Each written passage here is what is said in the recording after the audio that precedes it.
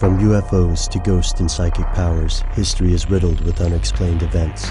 You can turn back now and learn the stuff they don't want you to know.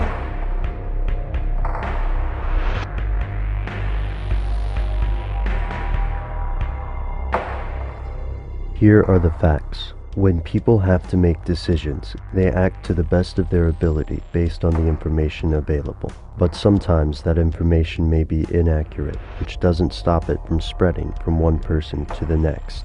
This unintentional spread is known as misinformation. Throughout history, misinformation is regrettably common. Before the existence of reliable, fast communication across long distances, news could take weeks or months to reach world leaders. What they did here was often exaggerated or incorrect. Even today, when a world leader, corporation, or the media unintentionally spreads incorrect information about a nuclear weapon perhaps, or an imminent war, fear can overpower otherwise rational people. In the military, this uncertainty is known as the fog of war. No one is perfect, and no one is immune. Fortunately, communication in the modern world is cheaper than at any other time in history. With the ability to check facts with people across the planet, it seems these errors are a thing of the past. Unless, of course, they are intentionally spread.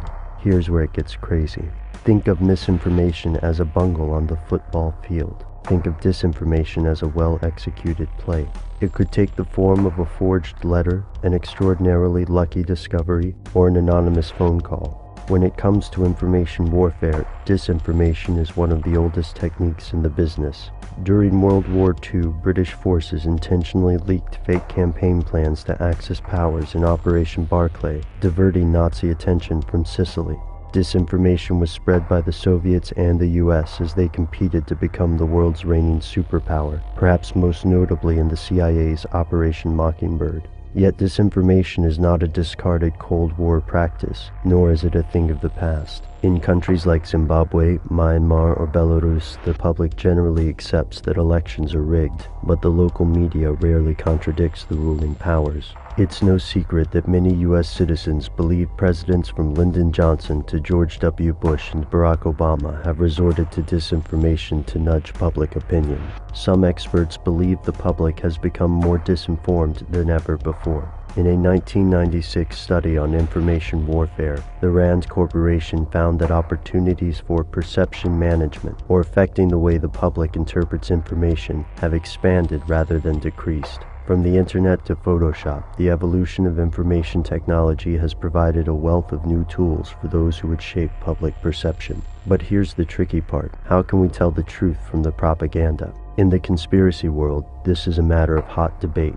Alex Jones, David Icke, and numerous other conspiracy theorists have themselves been accused of being disinfo agents, planted by a government or shadowy world power to manage the public's opinion. These examples run high on emotion and low on proof, but the point remains disturbing. From the Gulf of Tonkin controversy to state-owned media such as North Korea's Central News Agency, it's easy to find examples of disinformation, but there's often no sure way to know which stories are true and which sources to trust. According to some conspiracy theorists, anyone could be a source of disinformation.